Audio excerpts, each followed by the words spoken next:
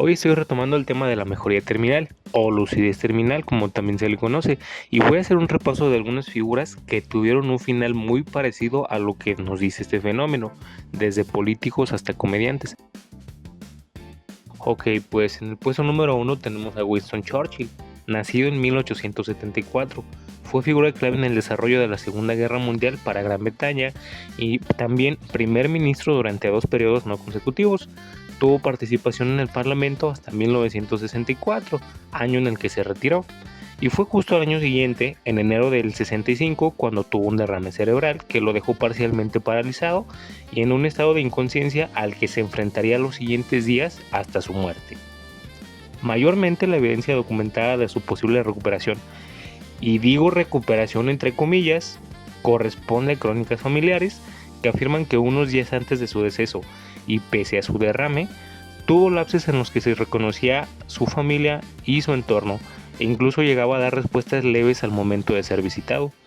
Es cierto que esta recuperación de la que se nos habla es quizás un poquito menos vistosa que otras historias que hemos escuchado, pero igual y creo que pues cumple con varios atributos para catalogarlo dentro de este fenómeno.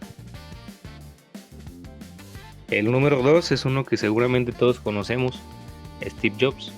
En realidad, ¿qué podría decir yo de este personaje? Es obvio que no necesita mayor presentación, así que vamos directo al punto. Steve falleció en el año 2011 tras enfrentarse a una muy dura y extensa batalla contra el cáncer. Los últimos meses de su vida fueron en extremo difíciles, ya que debido a su enfermedad, su deterioro avanzó a pasos agigantados, entre los que se incluye su pérdida de peso, su falta de apetito, debilidad y un cansancio crónico. Su periodo de lucidez. Podemos saber a través de testimonios de personas cercanas a Steve e inclusive en una de sus biografías que un par de días antes tuvo cierta mejoría que le permitió volver a vivir de manera fugaz, aunque solo se tratara de acciones básicas como volver a sentarse sin ayuda, conversar de forma clara.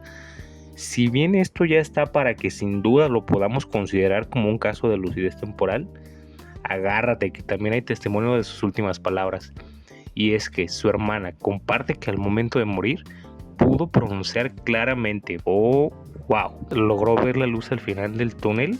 Como siempre, tú tienes la última palabra.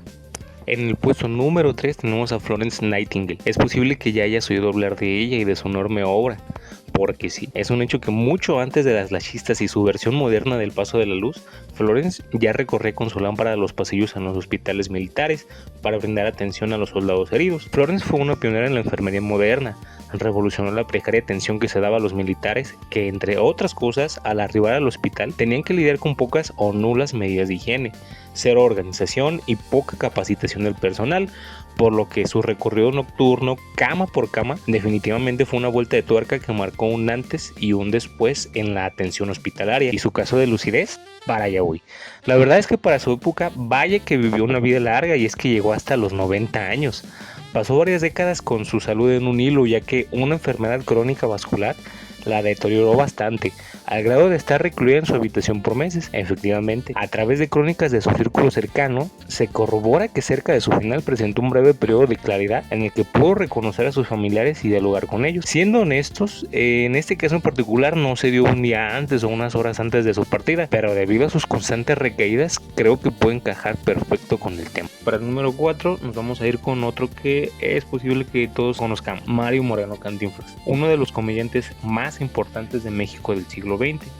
Cantinflas, al igual que Jobs, pasó los últimos meses de su vida librando una larga y desgastante batalla contra el cáncer, y para inicios del 93 la posibilidad de una recuperación era prácticamente nula, ya que su enfermedad avanzó de una manera tan rápida y agresiva que lo mantenía en cama durante días completos.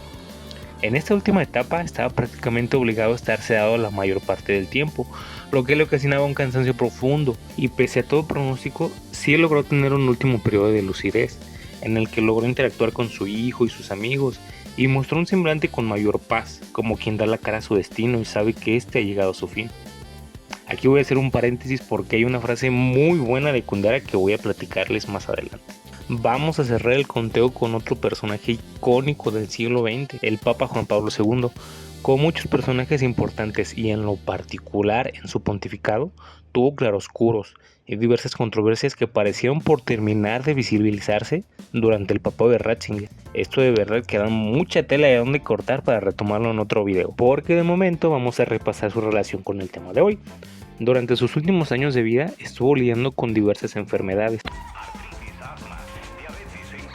Ok, quizá no precisamente esas, pero las que sí están documentadas son los recurrentes problemas respiratorios, un Parkinson ya bastante avanzado, entre otros padecimientos propios de la edad, como debilidad constante e incluso dificultad para ingerir alimentos. Fue a finales del 2005 que su salud fue en picada, lo que lo mantenía en cama, aunque se tomó la decisión de no trasladarlo a un hospital y en su lugar mantenerlo en las habitaciones del Vaticano. En el ocaso de su vida, sus fuerzas prácticamente lo habían abandonado, así como el habla. El testimonio del arzobispo Jivish indica que la tarde previa a su fallecimiento mostró un mejor estado de ánimo, así como una breve lucidez que le permitió reconocer a las personas que se encontraban con él en su habitación, interactuar con pequeños gestos, e incluso su semblante ya reflejaba una mayor calma. Tras ese último destello que lo acompañó por unas horas, exhaló su último respiro la noche del 2 de abril. Bueno, pues llegamos al final.